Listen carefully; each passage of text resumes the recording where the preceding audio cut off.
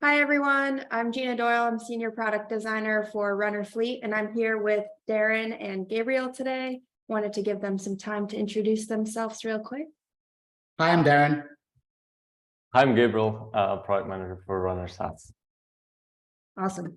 All right. Today we're going to be talking about 15.11 plan, and I'm going to start sharing my screen and just show some of the stuff that Runner Fleet will be working on this milestone. Some of the exciting things that we are still working on is transitioning our old runner registration flow into a new one with some of the database re-architecture that we had to do. So some of that includes providing some version compatibility notes so that you know exactly which runners will be working with the new flow and which ones may not be that you would need to update. And then another thing is we'll be showing the new authentication token, which is what you're going to be using to register runners. We'll only be showing that in the UI for a short amount of time because it is secretive. So before you leave the page, before you fully register your runner, if you were to leave mid-operation, we'll be adding a warning modal just to tell you that you might lose the authentication token and you would want to copy it before you leave. And then some of the stuff that we're working on UX-wise will be a new runner fleet dashboard to give you a better visibility into your whole fleet that you're dealing with. So we have some ideas that have been added here already, and we're planning on getting some feedback into how much the data is really helping you as an admin coming into this view. And then we'll be making some edits depending on the feedback that we get.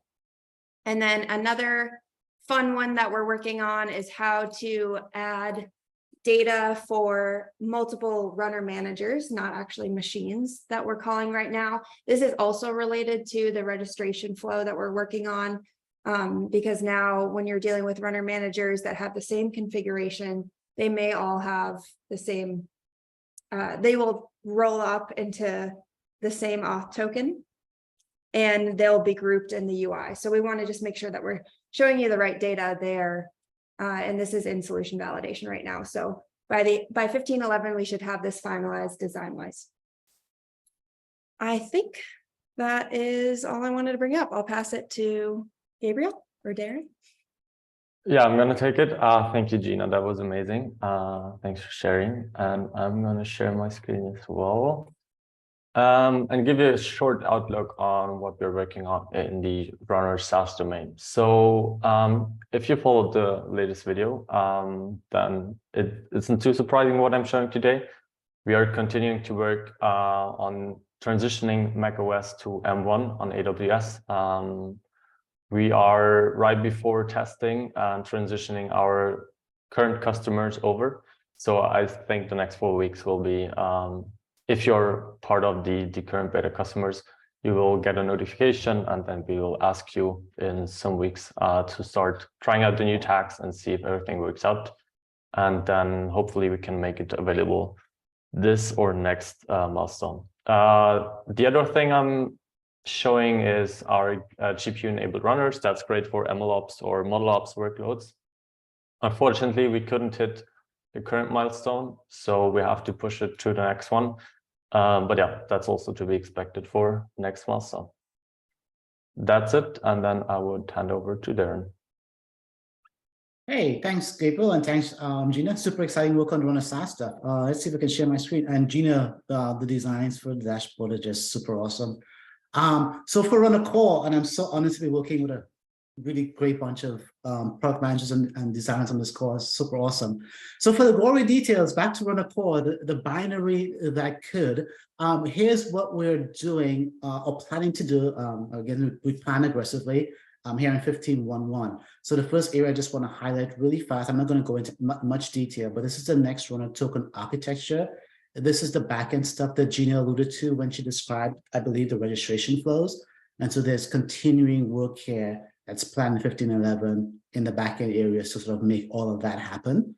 There's moving into the Runner Core piece itself, specifically. Again, like in the past numerous milestones, we have a significant amount of investment in terms of reducing the backlog of bugs that we have, especially our SEV2 priority 2 bugs. And so you'll see a focus there, as you can see in the screen, in terms of some of the bugs we want to get to in 15.2 and 15.11. In terms of new features, I'm going to call out just these first 3 in the list that we're now labeling Runner P1. And for this is a new label that we've just adopted. Basically, what it means, it's a priority for our team in the iteration. So as a team is coming in and we're trying to figure out where we might have to spend our capacity, the Runner P1 labels are the ones that we definitely are making the most effort to try to get over the finish line in the current iteration.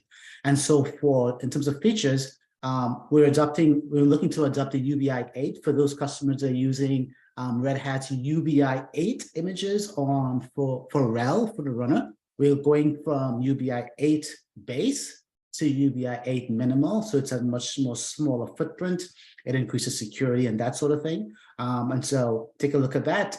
We don't expect a lot of impact to customers that are currently reliant on UBI 8 base, but there are some changes in UBI 8 minimal. So if you are building your own custom runner helper image on top of our base images, just be aware of some changes in the package management capabilities that are going to be different in UBI 8 minimal versus UBI 8 base. I know that's a lot, but just again, if you're building on top of our base package, just be aware that we're switching to UBI 8 minimal in 15.11. In terms of new features, these 2 here, and I'm just going to click into it. This is the first time we'll be releasing in alpha the solution for our next runner autoscaler, and specifically what we're working on, I'm hoping to get over the finish line 15.11, is the leading plugin that ties all of this together. So this is going to be an alpha officially in 15.11, and it basically means that if you are a customer today that is using GitLab runner, and specifically auto-scaling GitLab runner using the Docker machine-based auto-scaling executor, this is your first opportunity to start testing out our new auto-scaling solution that is using auto-scaling groups on AWS, that is using our own internally developed intellectual property, and it's using the Fleeting plugin. So this is your first instance or first opportunity to really start kicking the tires, so to speak, on the new solution. So we're super excited this is coming out. And once this lands in 15.11, it will hopefully then accelerate the next set of feature sets, and that you'll start seeing the plugins for Google Compute Cloud, as well as Azure and that sort of thing come out in subsequent releases. So again, if you are been asking and waiting for the Docker machine replacement solution, the first piece of this is shipping in 15.11, and that's what I wanted to call out there. Let me just pop back over to make sure there's nothing else. Yeah, so that's what we get. Next one, auto scaling alpha for AWS in 15.11. Super excited about that. That's it for on a course. Back to you, Gina. Awesome. Thanks, Darren. Yeah, we're very excited for this milestone. We have some really exciting features in SaaS, Fleet, and Core. And like usual, if you have any questions for us, feel free to reach out. See ya.